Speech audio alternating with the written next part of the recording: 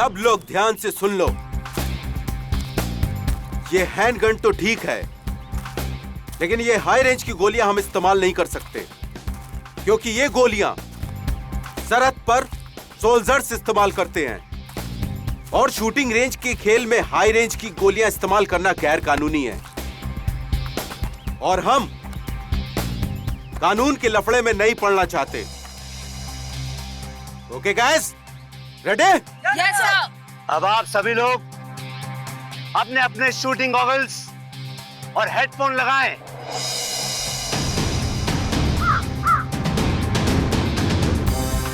अब आप सभी लोग अपने अपने बंदूक उठाएं और अपने कंधे से लगाएं। आंख टारगेट पे और हाथ ट्रिगर पे, और जब मैं 3 बोलूं तो आप फायर कर देना। देखता हूं कौन कितना बड़ा निशानेबाज है। 1 2 3।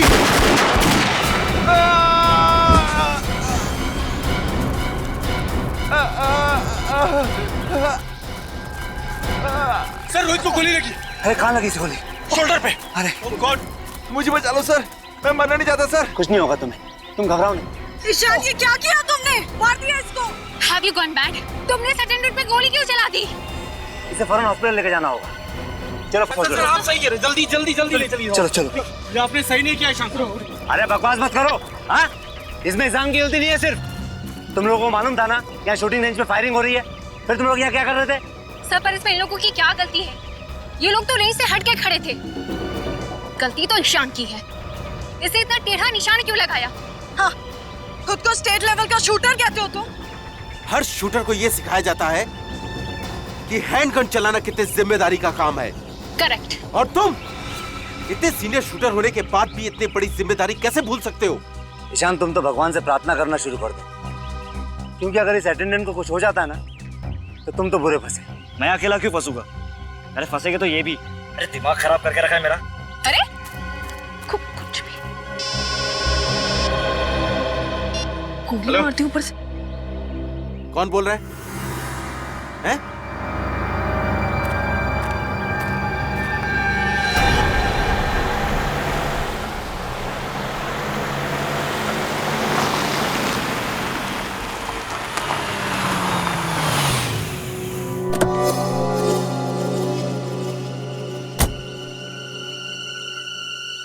हेलो हेलो, लेट क्यों हुआ?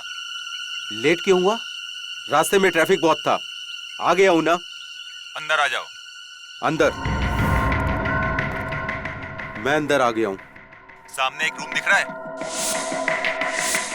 हाँ दिख रहा है।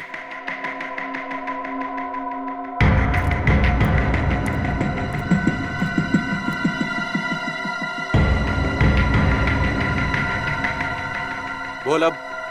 सामने टेबल पर एक फोन रखा है। जब तक इसकी घंटी नहीं बजती हिलना नहीं यहाँ से। ए सुन, तू मेरे साथ क्या कठपुतली का गेम खेल रहा है? जितना बोलता हूँ उतना कर। अपना मोबाइल फोन निकल के रख बाहर।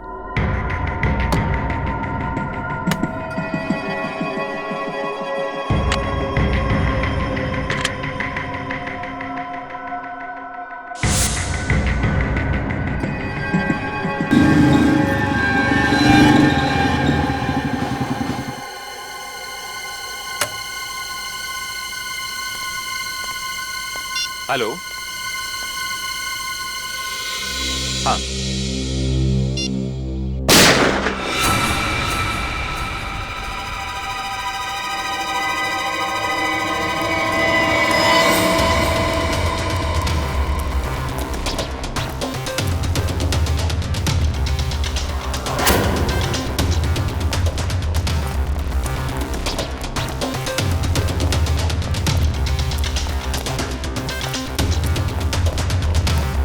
ये क्या?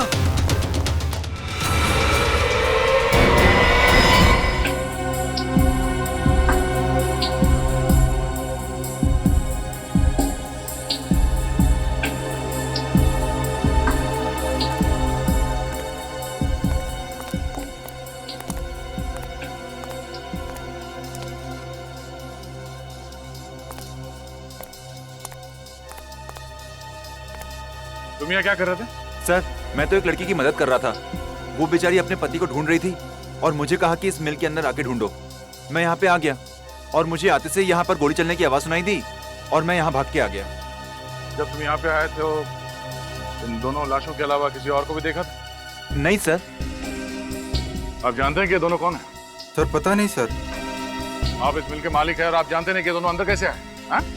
सर यही तो मैं भी सोच रहा हूँ, इनको मरने के लिए मेरा ही मिल मिला था क्या? खामखा मुझे परेशानी में डाल दिया। और सर ये मिल तो 5 साल से बंद है और यहाँ कोई आता जाता भी नहीं है और ये फोन भी बंद पड़ा हुआ है।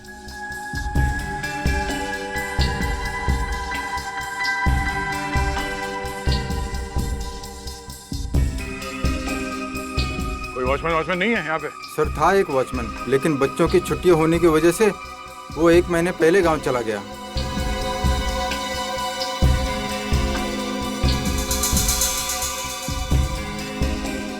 भैया, हाँ सर। भैया जिस तरीके से लाशें पड़ी हुई हैं और जैसे गोली लगी है इस आदमी को, लगता है उस औरत ने ही गोली चलाई है इस पर। और उसके बाद इस औरत ने आत्महत्या कर ली। तो क्या इन दोनों को गोलियां उसी गन से लगी हैं? अब ये तो बैलिस्टिक रिपोर्ट के बाद ही पता चलेगा। सर एक और बात समझ में नहीं आ रही, अगर उस औरत को इस आदमी को मारकर आत्महत्या ही करनी थी तो इस मिल में ये टेबल, कुर्सी, फोन, इस सब का इंतजाम क्यों किया होगा? ये वैलेट मिला इसके पास। इस आदमी का नाम ज्ञान है सर, जू में रहता है। और इस औरत की तस्वीर इसके वॉलेट में है सर। सर कहीं ये प्यार का मामला तो नहीं? हो सकता है, पर उसके लिए ये सब तामझाम करने की क्या जरूरत थी? सर एक और बात, मैंने इस ज्ञान का मोबाइल फोन चेक किया, इसमें आखिरी 15 कॉल्स किसी प्राइवेट नंबर से आए हैं। प्राइवेट नंबर से? इस ज्ञान का इतिहास निकालना पड़ेगा, तभी पता चलेगा कि वो औरत है कौन और उसने इसे क्यों मारा। आप लोग इन्हें पहचानते हैं? ज्ञान जी? नहीं सर, ये नहीं हो सकता सर। इन्हें किसने मार दिया? इनकी तो किसी से कोई दुश्मनी भी नहीं थी। ये कौन है? जी ये रूपल जी है, ईशान की मम्मी। आप में से कोई बता सकता है कि ज्ञान जी और रूपल जी के बीच में क्या संबंध है?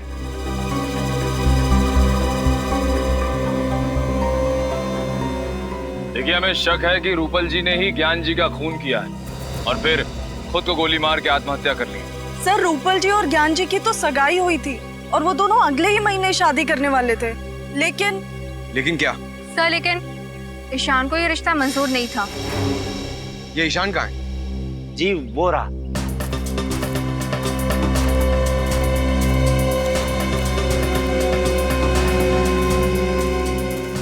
क्या हुआ सर? आपने इतना अर्जेंटली क्यों बुलाया? और ये लोग कौन है? हम लोग CID से। ईशान, हमें आपसे आपकी माँ रूपल जी और ज्ञान जी के बारे में कुछ बातें करनी है। देखिए सर, आपको मेरी मम्मी के बारे में जो पूछना है पूछिए, मगर मुझे ज्ञान जी के बारे में कोई बात नहीं करनी। देखिए ईशान, खून का मामला है, थोड़ा तो कोऑपरेट करना पड़ेगा। खून? किसका खून? ज्ञान जी का। क्या? पवन मिल्स में हमें उनकी लाश मिली, किसी ने उन्हें गोली मार दी है और हमें तो मैं क्या करूं?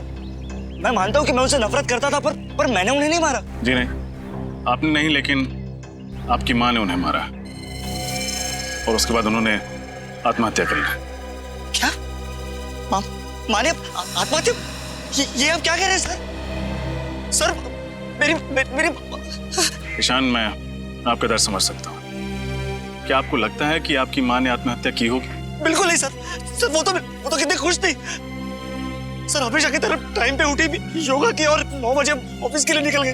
सर ये नहीं हो सकता सर। संभालिए अपने आप। आपको ज्ञान जी के बारे में जो कुछ भी पता है प्लीज हमें बताइए। मैं आपको बताता हूँ, यहाँ पर एक छोटा सा हादसा हुआ था जिसमें एक अटेंडेंट को हल्की सी चोट लग गई थी। उस अटेंडेंट को जब हॉस्पिटल ले जा रहे थे तब ज्ञान जी को एक फोन आया। वो फोन सुनते ही ज्ञान जी बहुत घबरा गए थे। नर्वस होकर तुरंत ही यहाँ से चल दिए। गए कहाँ थे आपको पता है? जी नहीं, कहाँ गए इसका पता नहीं चला। कितने बजे गए थे ज्ञान जी यहाँ से? तकरीबन 12 बजे। सर ईशान सर पहले ही चले गए थे, ज्ञान जी से भी पहले। सर रूपल जी ऑफिस गई थी और ज्ञान जी शूटिंग रेंज से निकले। फिर ये लोग पवन मिल्स कैसे पहुंचे? और फिर ज्ञान जी को फोन किसने किया होगा? लेकिन ज्ञान जी को मारने के बाद रूपल जी ने आत्महत्या क्यों कर ली? इन सभी सवालों के जवाब हमें ढूंढने हैं।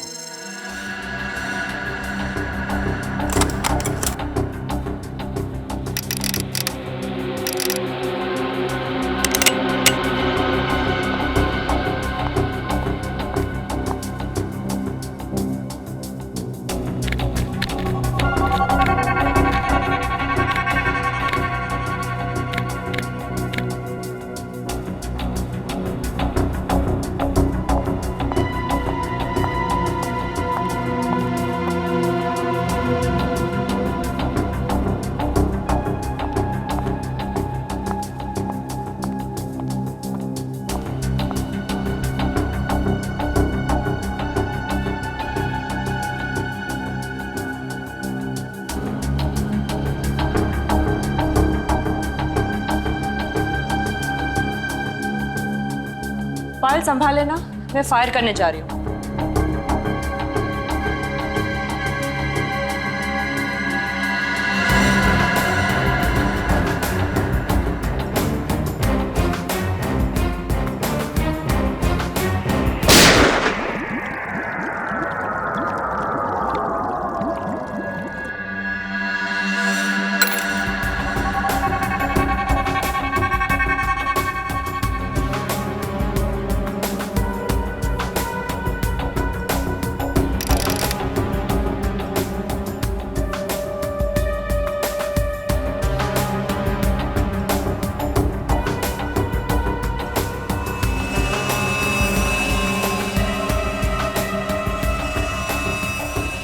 मैम, हाँ ये देखिए 3 घंटे में 3 बार रिपोर्ट निकाली, फिर भी रिजल्ट वही आ रहा है।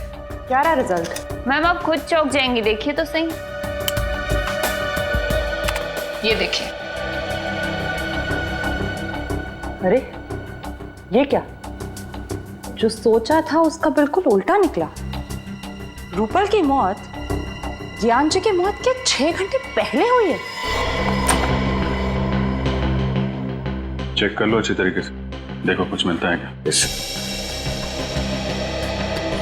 तो मुझे ऐसा लगा कि मैडम अपने फार्म हाउस में आराम करने गई होगी। तो अक्सर शनिवार रविवार जाया करती थी। आप उनके ड्राइवर हैं, आपको लेकर नहीं जाती थी क्या? तो जाती थी साहब, लेकिन इस बार पता नहीं। साहब उनकी मौत कैसे हुई? उनके सिर पे गोली लगी है और ज्ञान जी के सीने में। हमेशा क्या कि उन्होंने आत्महत्या की है। नहीं साहब, वो आत्महत्या क्यों करेंगी? क्या? ये तो पता चल ही जाएगा। आखिरी बार कब देखा आप लोगों ने मैडम को? साहब कल सुबह मैं खुद इन्हें ऑफिस छोड़ने गया था। कितने बजे? सर 9 बजे। 9 बजे। उसके पहले और उसके बाद में क्या क्या हुआ याद करके बताओ। जो चीज तुमको जरूरी नहीं लगे वो भी बताना, सब कुछ डिटेल में। ओके साहब, वो दिन मैडम लेट उठी थी, फिर जल्दी जल्दी तैयार हो गई और बगैर नाश्ता किए ही गाड़ी में आके बैठ गई। फिर 9 बजे मैं उन्हें ऑफिस लेके गया। फिर मैडम का 10:30 बजे फोन आ गया कि गाड़ी निकालो। फिर मैं उन्हें जंबो मॉल लेके गया। Jumbo mall? सुबह सुबह ऑफिस का काम छोड़ के 10:30 बजे वो मॉल चली गई? साहब मुझे भी बड़ा अजीब सा लगा, क्योंकि वो मुझे अपने साथ लेकर नहीं गई। क्यों? तुम्हें साथ क्यों लेके जाएंगे? पिछले 3 सालों से वो मुझे अपने साथ लेकर जाती थी, उनका सामान उठाने के लिए। अच्छा, मतलब मॉल जाने का कोई प्लान नहीं था उनका, अचानक चली गई वहां पे। सर! सर लगता है रूपाली जी आत्मघाती स्वभाव की थी। ये देखिए, नाइट स्लीप 30 mg। ये नींद की गोली है सर, बहुत पावरफुल। Doctor Kundan, psychotherapist. पिछले 1 साल से दवाई खा रही है।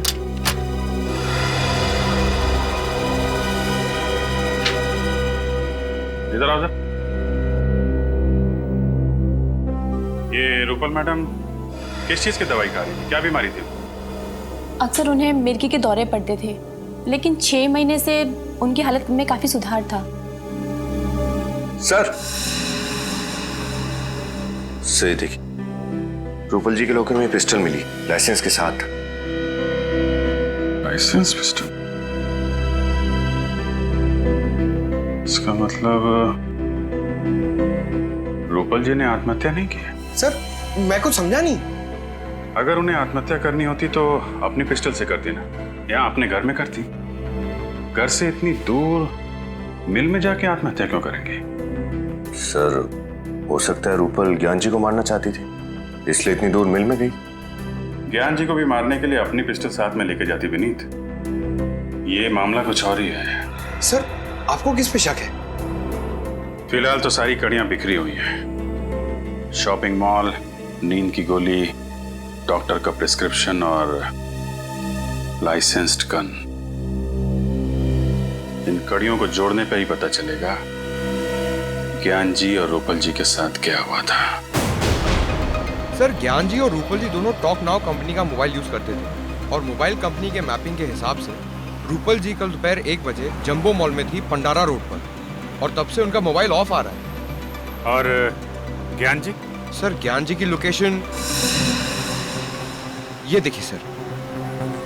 हाँ, 1 बजे शूटिंग रेंज से निकले और 2:30 बजे पहुंचे पंडारा रोड, और वहां से सीलिंग होते हुए बैंड्रा लिंकिंग रोड से जूहू सर्कल पहुंचे 5 बजे, और 5:30 बजे वहां से निकलकर 6:30 बजे पहुंचे पवन मिल। और 6:30 से 6:45 तक ये किसी से फोन पे बात कर रहे थे, किसी प्राइवेट नंबर पे। उसके बाद इनका फोन बंद हो गया। सर क्योंकि उसी दौरान उनकी मौत हो गई थी। मतलब ज्ञान जी और रूपल जी दोनों अलग अलग टाइम पे पंडारा रोड पहुंचे थे। सर ये भी तो हो सकता है कि ज्ञान जी भी जंबो मॉल ही गए हो। हम अगर क्यों और किससे मिलने? और वो आखिरी कॉल किस अनजान शख्स का था जिससे ज्ञान जी ने इतनी लंबी बात की।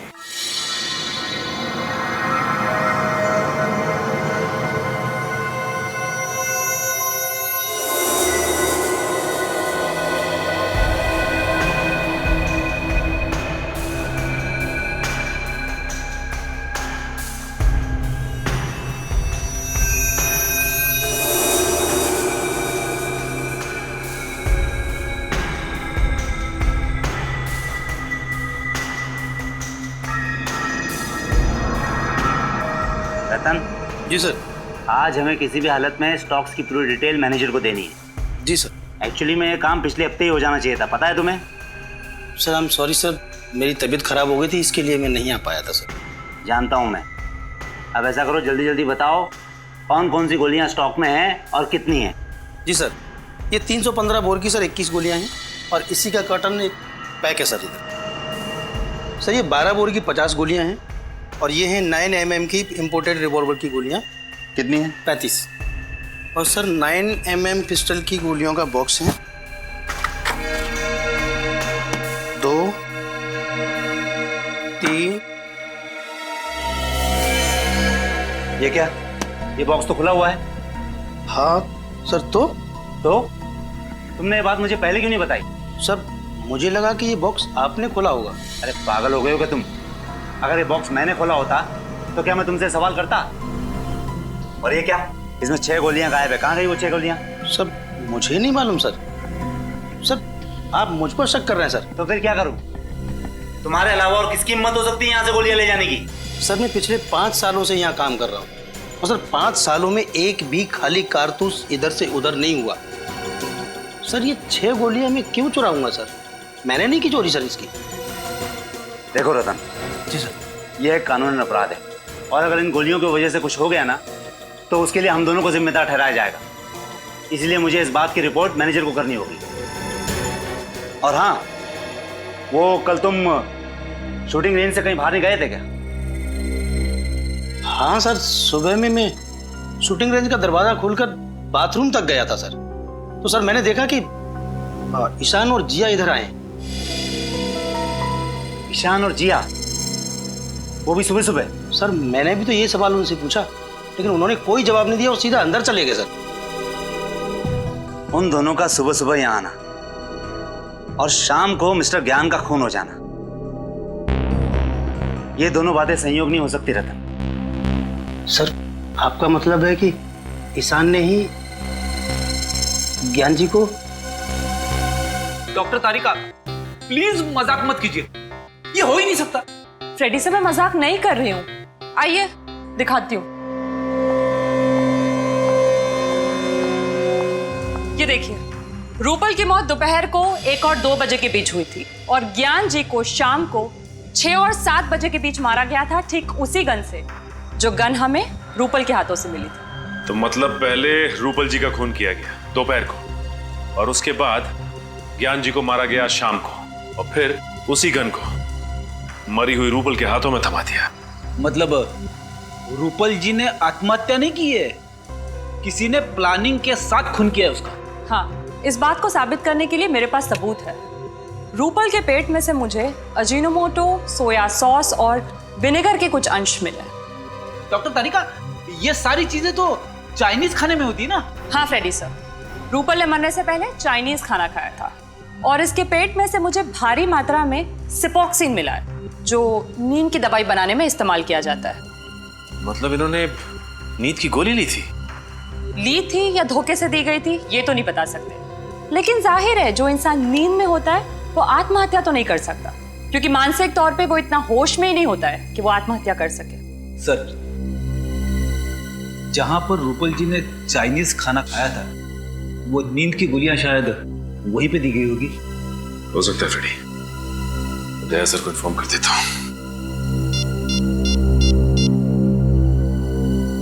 हेलो दया सर। सर, हम एक चाइनीज रेस्टोरेंट में तो पूछ चुके हैं, वहाँ किसी ने रूपल जी को नहीं पहचाना। देखते हैं, शायद यहाँ कोई पहचान ले। ध्यान रखना, आगे जैसे कोई गलती नहीं होनी चाहिए। जी साहब। Sir, table for couple sir. नहीं, हम लोग खाना खाने नहीं आए, कुछ सवाल पूछने हैं। सवाल? कैसा सवाल? देखिए, हम लोग CID से हैं। Sorry sir. आप सॉरी क्यों बोल रहे हैं? हमें थैंक यू बोलने का मौका दीजिए। अच्छा ये बताइए कि परसों दोपहर को एक आदमी और एक औरत यहाँ खाना खाने के लिए आए थे और उसी दिन उनका खून कर दिया। श्रेया? खून? जी। ये दो। शैलेश? हाँ सर बोलिए। कल ये दोनों हमारे रेस्टोरेंट में आए थे ना? अरे ये औरत जिसने शेजवान फ्राइड राइस और मंचूरियन ग्रेवी का ऑर्डर दिया था और खाते खाते उनको चक्कर भी आया था, खुद भी गिर गई थी और प्लेट भी नीचे गिरा दी। हाँ सर, इसी की वजह से तो आपने रसोइया को डांटा भी था। साथ में आदमी भी था ये? नहीं साहब, आदमी ये नहीं था, आदमी और कोई था। 30-32 साल उम्र होगी और पढ़ा लिखा लग रहा था। वो दोनों कितने बजे आए थे? करीब 12 बजे। दोनों खाना खा रहे थे कि अचानक मैडम बेहोश होकर गिर गई। हम सब बहुत घबरा गए, लेकिन वो आदमी बिल चुकाकर फटाफट मैडम को लेकर निकल गए यहाँ से। मतलब औरत जानबूझ के बेहोश नहीं हुई है, नींद की दवाई दी गई थी उसे। पेमेंट कैसे किया इन लोगों ने? क्रेडिट कार्ड से सर। क्रेडिट कार्ड से? क्रेडिट कार्ड की डिटेल चाहिए हमें जल्दी। गोली आप लोगों में से कोई पहचानता? यह है बैलिस्टिक रिपोर्ट। जो 6 गोलियां शूटिंग रेंज से गायब हुई हैं, ये उनसे मैच करती है।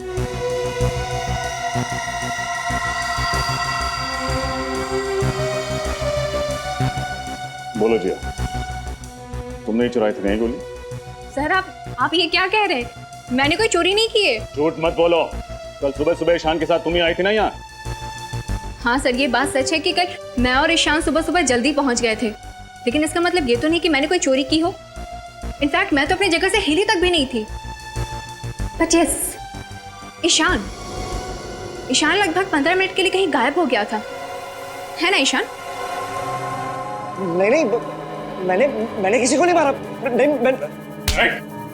भागने की कोशिश भी मत करें, तुम्हारी भलाई इसी में है कि सब कुछ सच सच बता दो। सर ये सच है कि 6 गोलियां मैंने ही चुराई थी, क्योंकि मैं ज्ञान सर से नफरत करता था और नहीं चाहता था कि वो मेरी माँ से शादी करे। इसलिए तुमने उन्हें मार दिया? नहीं, मैंने उन्हें नहीं मारा।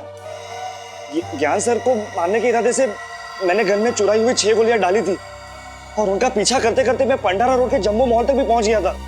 लेकिन मेरी गाड़ी अचानक एक भिखारी से टकरा गई, इसलिए उसे देखने के बहाने मैं बाहर उतरा। लेकिन जब मैं वापस गाड़ी में आया तो मैंने देखा कि मेरी गन सीट पे से गायब थी। वो गन जो तुम्हारी गाड़ी से चोरी हुई किस कंपनी की थी? ग्रे मेटल कंपनी की थी, 9mm बोर की थी। यही है वो पिस्टल? हाँ सर, यही गन थी। यही गन तो रूपल जी के हाथ में थी। झूठ बोल रहा है सर ये। खून करने के बाद ये गन इसी ने वहां रखी थी और ये भिखारी वाली कहानी भी रची हुई है। ईशान, जब तक ये केस सॉल्व नहीं हो जाता तुम हमारी हिरासत में रहोगे, समझे? डॉक्टर कुंदन है क्लिनिक में? डॉक्टर कुंदन तो आज नहीं है। यही उम्मीद थी। कहाँ है इस वक्त? सीआईडी? क्या किया है डॉक्टर कुंदन ने? कल दोपहर 12:30 बजे पंडारा रोड के जंबो मॉल में एक चाइनीज रेस्टोरेंट में रूपल जी के साथ खाना खा रहे थे। सर, रूपल जी तो उनकी पेशेंट है और अगर उनके साथ खाना खाया भी है तो क्या हुआ? क्योंकि खाना खाने के 1 घंटे बाद रूपल जी की मौत हो गई। क्या? तुमने आखिरी बार डॉक्टर कुंदन को कब देखा था? सर, परसों शाम को, और हमेशा की तरह वो अपना आखिरी पेशेंट अटेंड करके चले गए थे और मैंने ही क्लिनिक बंद किया था। मतलब क्लिनिक की 2 चाबियां हैं, एक आपके पास रहती है, एक डॉक्टर कुंदन के पास। जी सर, और बल्कि मैंने भी सर का काफी फोन ट्राई किया पर सर का फोन बंद था। और अगर फोन बंद है तो उन्होंने रूपल जी को रेस्टोरेंट कैसे बुलाया? केबिन कहाँ है उनका, जरा दिखाइए।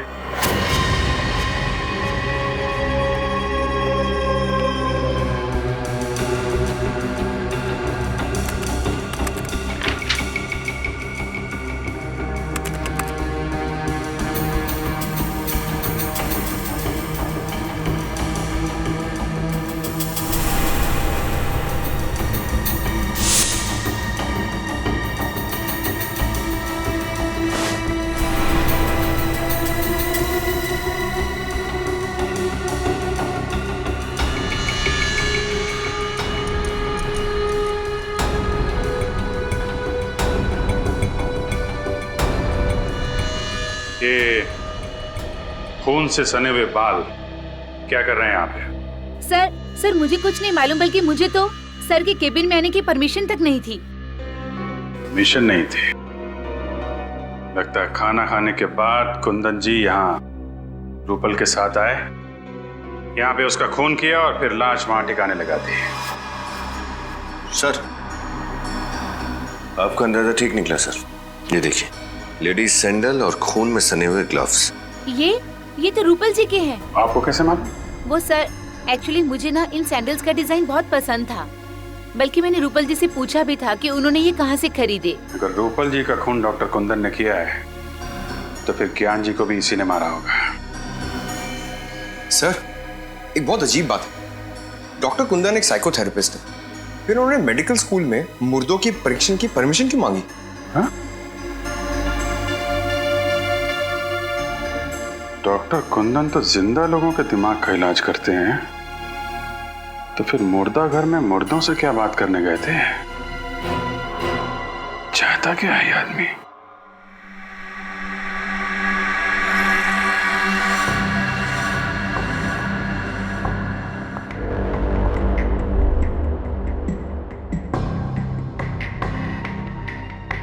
डॉक्टर तारिका, कौन सी नई बात पता चली? सचिन, मैं ये बताना चाहती हूँ कि ज्ञान जी का खून जिसने भी किया है, मगर गोली उतनी ही दूरी से चलाई गई है जहां पर रूपल बैठी थी मरी हुई। ये कैसे बता सकती हैं आप? ट्रेजेक्टरी टेस्ट के द्वारा। आइए सर, ये देखिए, गोली यहां से चली और यहां से बाहर निकली। डमी के अंदर जो होल है उसकी गोलाई भी उतनी ही बनाई गई है जितनी कि उस गोली की थी, 0.9 mm। अब मान लीजिए मैं रूपल हूं। रेडी सर, जरा प्लीज लाइट ऑफ करेंगे? यस। जब रूपल हमें मिली मरी हुई तब उसके हाथ में गन इस तरह से थी। अब ये लेजर ये साबित करेगा कि जब ज्ञान जी पर गोली चली तब खूनी कितनी दूरी पे था और गोली किस एंगल से चली। ऐसा हुआ था सब कुछ। रेडी सर, जरा लाइट्स ऑन करेंगे प्लीज। यस। एक बात समझ में नहीं आ रही। माना कि रूपल जी के हाथों में गन पाउडर लगा हुआ था, लेकिन जब ज्ञान जी की मौत हुई उससे पहले ही रूपल मर चुकी थी, तो फिर रूपल ने गोली चलाई तो चलाई कैसे? सर अगर ज्ञान जी को सामने से गोली मारी है तो फिर उन्होंने खूनी को देखा कैसे नहीं, और तो और उन्होंने अपने आप को बचाने की कोशिश कैसे नहीं की? रेडी, कुछ तो ऐसा है जो हम लोग देख नहीं पा रहे, क्योंकि दुनिया का कौन सा ऐसा आदमी होगा जो मौत को सामने से आता देख अपने आप को बचाना नहीं चाहेगा। आप सब लोग मेडिकल स्टूडेंट्स हैं, इसलिए रिगर मॉर्टिस की थ्योरी के बारे में तो आप सब लोगों को बहुत अच्छी तरह पता है। आज हम प्रैक्टिकली देखेंगे कि रिगर मॉर्टिस आखिर कैसे होता है। किसी भी आदमी के मरने के बाद उसके शरीर में केमिकल चेंजेस कैसे आते हैं। उसके मरते ही कुछ घंटे के अंदर उसका ब्लड ठंडा हो जाता है और उसके शरीर के अलग अलग हिस्से सिकुड़ जाते हैं। लगभग 3 घंटे बाद रिगर मोर्टिस का असर शुरू होता है और इसकी शुरुआत चेहरे से होती है और तकरीबन 12 घंटे बाद शरीर का पूरा खून जम जाता है और शरीर इतना ठंडा पड़ जाता है कि इसे हिला पाना नामुमकिन होता है। सर 48 घंटे से लेकर 60 घंटे के अंदर तक शरीर का सड़ना और गलना भी शुरू हो जाता है ना? करेक्ट, लेकिन इतने घंटे तक हम वेट नहीं कर सकते। हम लाश की वीडियो रिकॉर्डिंग करते हैं ताकि उसे बाद में देखा जा सके कि उस लाश पे उस रिगर मॉर्टिस का कितना असर हुआ। एक्सक्यूज मी सर, आपसे कोई मिलने आया है। ओके, एक्सक्यूज मी, मुझे कोई मिलने आया है। Hello doctor. Okay, hi, how are you? कैसे आप? मैं अच्छा हूँ, आप कैसे? या आई एम गुड। आप किसी परमिशन लेटर के बारे में जानना चाहते थे? हाँ, वो doctor Aarav, psychotherapist doctor Kundan ने इस लेटर के जरिए आपसे गुजारिश की थी कि वो यहाँ आकर देखना चाहते हैं कि मर जाने के बाद आदमी के शरीर में क्या क्या बदलाव आते हैं। Doctor Kundan, human psychology doctor, मैं जानता हूँ उन्हें। इन्होंने परमिशन ली थी लेकिन अपने लिए नहीं, किसी और के लिए। क्या कोई और आया था यहाँ पे राइगर मॉर्टिस की जानकारी हासिल करने के लिए? हाँ, एक लड़की थी, मेडिकल स्टूडेंट थी। 1 महीने में कई बार आती थी वो, और राइगर मॉर्टिस का लाशों के ऊपर क्या इफेक्ट होता है उसे देखती थी। उसके बाद अपने नोट्स बनाती थी। उसके बाद हम लोग जो सारा दिन रिकॉर्डिंग करते हैं शाम को उसे भी लेके जाती थी। लेकिन इतनी टैलेंटेड और इतनी लगन वाली लड़की मैंने पहले कभी नहीं देखी। आई विश के वो बहुत बड़ी डॉक्टर बनेगी। और इस लड़की को डॉक्टर कुंदन ने भेजा था? जी। आपको उस लड़की का नाम याद है? इसका नाम जिया, जिया था उसका नाम। जिया? सर कहीं ये वही जिया तो नहीं जिसने ईशान के खिलाफ गवाही दी थी? सर मेरे पास उसका नंबर है, ये देखिए। मैंने भी जिया को कई दफा कॉल किया, ये उसका नंबर। तो नंबर मैच करना। रिगर मॉर्टिस का असर धीरे धीरे शरीर के निचले भाग पर भी होने लगेगा। सर ये वही जिया है। वही जिया है। डॉक्टर कुंदन ने रूपल को मारने से पहले जिया को यहाँ पे राइगर मॉर्टिस की जानकारी हासिल करने के लिए भेजा, लेकिन क्यों? दया, तुम्हारे इस क्यों का जवाब है मेरे पास। जवाब है?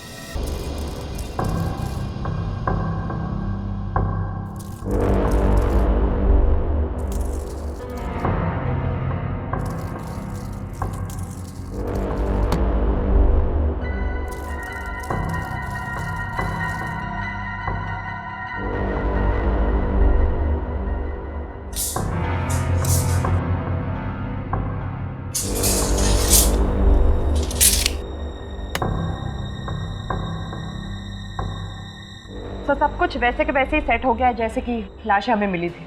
गुड। अब एक काम करो, तुम श्रेया के साथ लाश को ले आओ। चलो।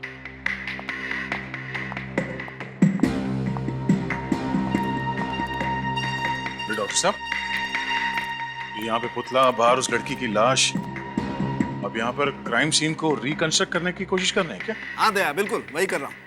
और मैंने ऊपर कैमरा भी फिट कर दिए हैं जो सारी रिकॉर्डिंग करेंगे ताकि हमें मॉनिटर पे पता चल जाएगा बाहर कि अंदर क्या हो रहा है।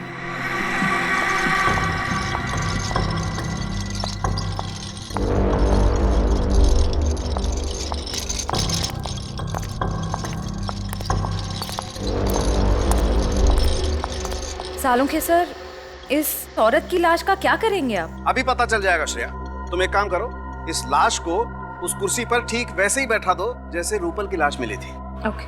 और जल्दी करो, इसे मरे हुए 2 घंटे 45 मिनट हो चुके हैं। 15 मिनट में रायगर मोर्टिस सेट हो जाएगा। Quick fast. Okay.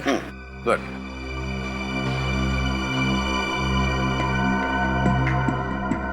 Good.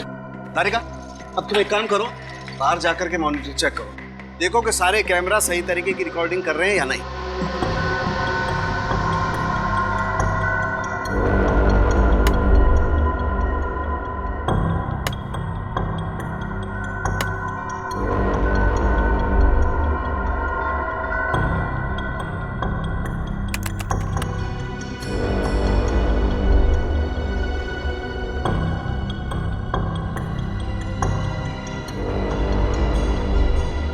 Shreya, एक काम करो, इसके हाथ में वो गन वैसे ही पकड़ा दो जैसे रूपल के हाथ में थी। क्विक।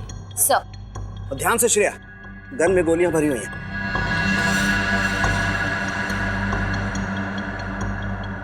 दया, बॉक्स में एक लकड़ी का पीस होगा, देखो जरा। ये हाँ।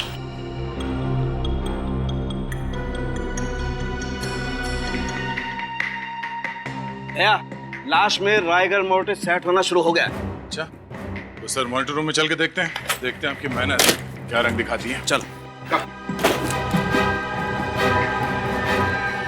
जैसे जैसे रायगर मोर्टिस लाश के चेहरे से उसके हाथों पर आता जाएगा, वैसे वैसे खूनी का चेहरा आईने की तरह साफ होता जाएगा।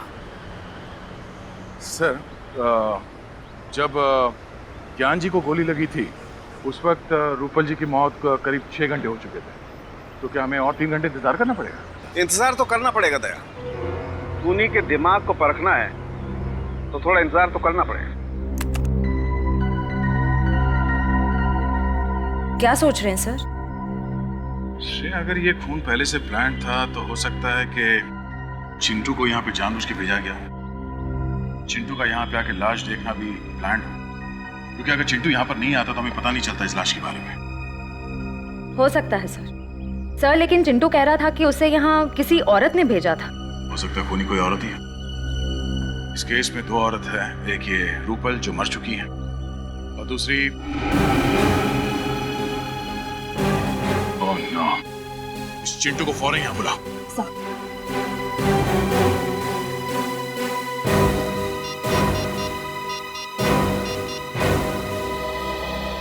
चिंटू, इंस्पेक्टर श्रेया बोल रही हूँ CID से। देखो, तुम जल्द से जल्द पवन मिल्स में आ जाओ। ठीक है।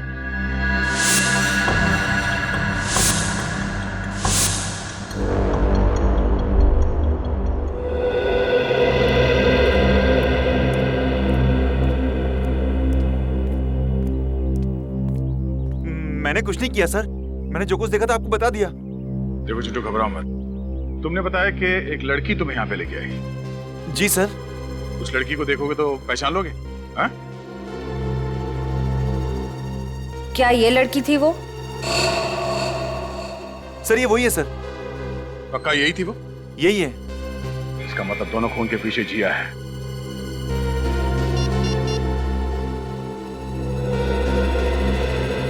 रजत, फौरन जिया के घर जाओ, उसे अरेस्ट कर लो। अब वही बताएगी कि यहाँ इस फैक्ट्री में हुआ क्या था।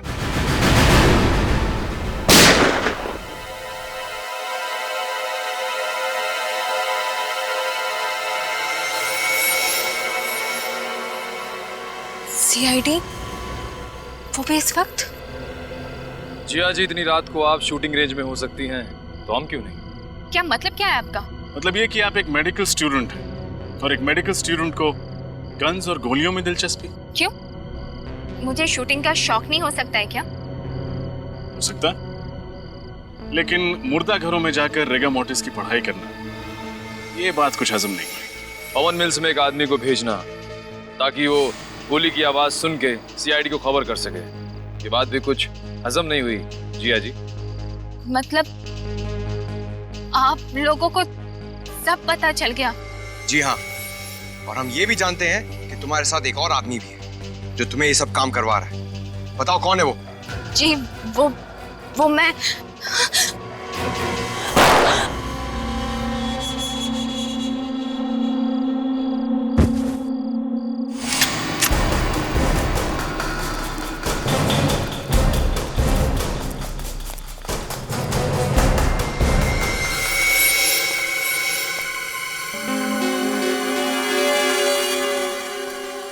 से निकल गया। हाथ से निकल गया, लेकिन सीआईडी के शिकंजे से नहीं निकल पाएगा। ये देख।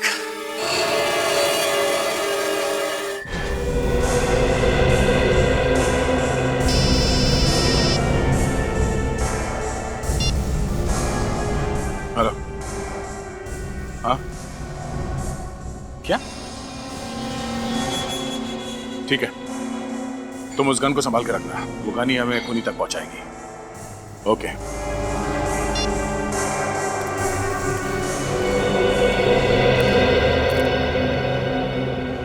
क्या हुआ सर? किसी ने जिया पे हमला कर दिया। क्या?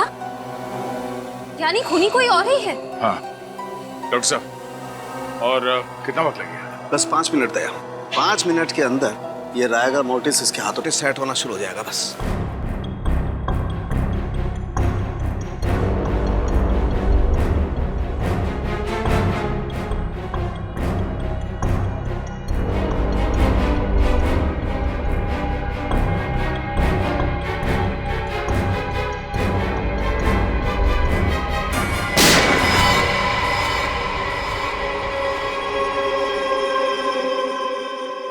ये देखो, ऐसे हुई थी मौत।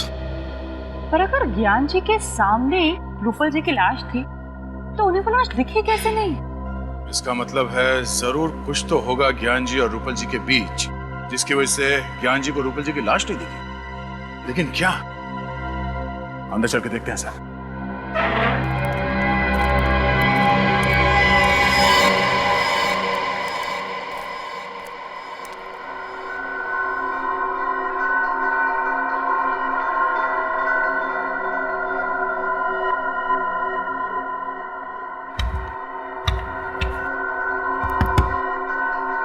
तो ये देखिए, बॉक्स पिलर क्या है क्या इसमें?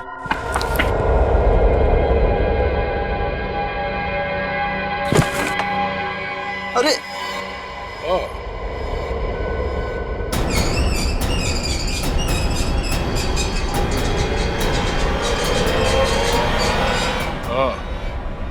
तो ये है वो राज जिसकी वजह से ज्ञान जी के सामने बैठी हुई मौत उन्हें नजर नहीं आई। ये पर्दा देखो दया, ये छेद देख रहे हो पर्दे पे? पर्दे पर ये छेद गोली लगने की वजह से हुआ है। ये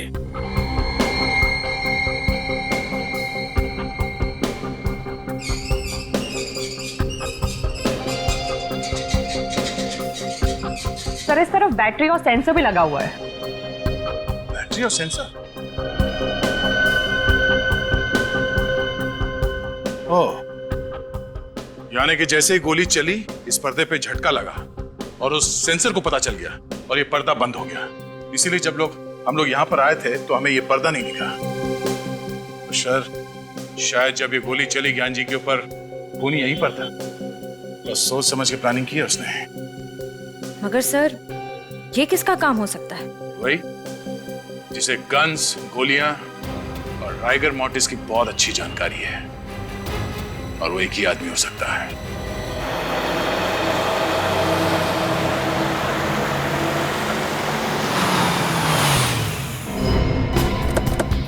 गुड मायरा, मैंने तुम्हें कितनी बार समझाया, राइफल हमेशा कंधे के लाइन में होनी चाहिए।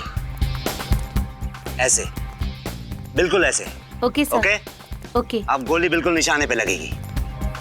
मायरा, अनिकेत सर जो सिखा रहे हैं वो ध्यान से नहीं सीखोगी तो जिसने रूपल जी का और ज्ञान जी का खून किया उसके जैसा शार्प शूटर कैसे बनोगे? अरे सर, ये किसी का खून तो क्या, अंधेरे में किसी को जख्मी भी नहीं कर सकती है। सर, जिया ठीक तो है ना?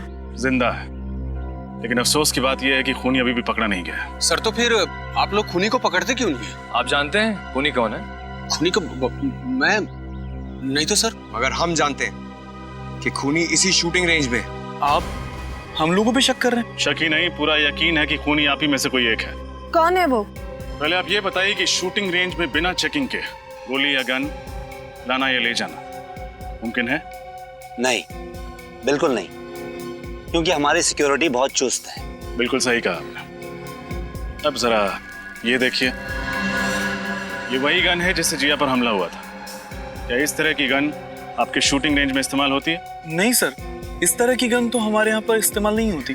तो फिर ये गन शूटिंग रेंज के अंदर आई कैसे? अच्छा, आप ये बताएंगे कि यहाँ पे कोई ऐसा आदमी है जिसकी इस शूटिंग रेंज में आते वक्त सिक्योरिटी जांच नहीं होती है? हाँ सर, एक तो ज्ञान जी और दूसरे अनिकेत सर। जब जिया पर हमला हुआ तब ज्ञान जी तो जिंदा थे नहीं, तो बचे सिर्फ अनिकेत सर।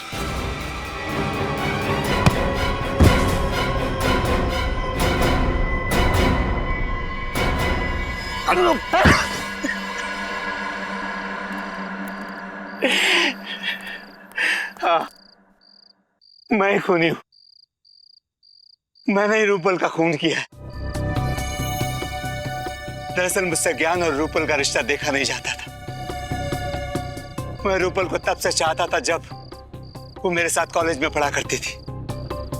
बहुत प्यार करता था मैं उससे, लेकिन उसने किसी और से शादी कर ली और उसके गम में मैंने भी कसम खा ली कि मैं सारी जिंदगी कुंवारा रहूंगा। लेकिन एक दिन अचानक रूपल के पति की मौत के बाद मुझे ऐसा लगा कि शायद किस्मत मुझे एक और मौका दे रही है। लेकिन इससे पहले कि मैं अपने दिल की बात रूपल को कहता, यह ज्ञान बीच में आ गया और मेरी आंखों के सामने मेरा प्यार और उसकी बेशुमार दौलत मेरे हाथों से खिसकती नजर आई। ये बात मुझसे बर्दाश्त नहीं हुई। इसलिए रिगर मोर्टिस का अनोखा तरीका अपनाने के लिए तुमने पहले रूपल जी को मारा? हाँ, और उसके लिए मैंने डॉक्टर कुंदन और जिया की मदद ली। Sir, rigor mortis. Rigor mortis इंसान के मरने के ठीक 3 घंटे के बाद उसकी लाश में असर होना शुरू हो जाता है। लेकिन क्या हम ये पता लगा सकते हैं कि लाश के शरीर का कौन सा हिस्सा कब सिकुड़ना शुरू होगा? सर, ये कहना तो थोड़ा मुश्किल होगा, लेकिन हाँ, नामुमकिन बिल्कुल भी नहीं है। अगर आप लगातार लाश का निरीक्षण और परीक्षण करेंगे तो इस लाश की एक एक पेशियां कहां और कब सिकुड़ने लगेंगी, इसका ज्ञान आप हासिल कर सकते हैं। उसके बाद तुमने क्या किया? फिर मैंने रूपल की लाश को ले जाकर पवन मिल्स में रख दिया। अब आप ये बताने का कष्ट करेंगे कि डॉक्टर कुंदन कहाँ पे है? वो मेरे घर पर है। मैंने उन्हें नींद का इंजेक्शन दिया है। अनिकेत, दौलत की लालच ने तुम्हें अंधा बना दिया। 2-2 खून कर डाले तुमने। इसकी तुम्हें एक ही सजा मिलेगी, फांसी।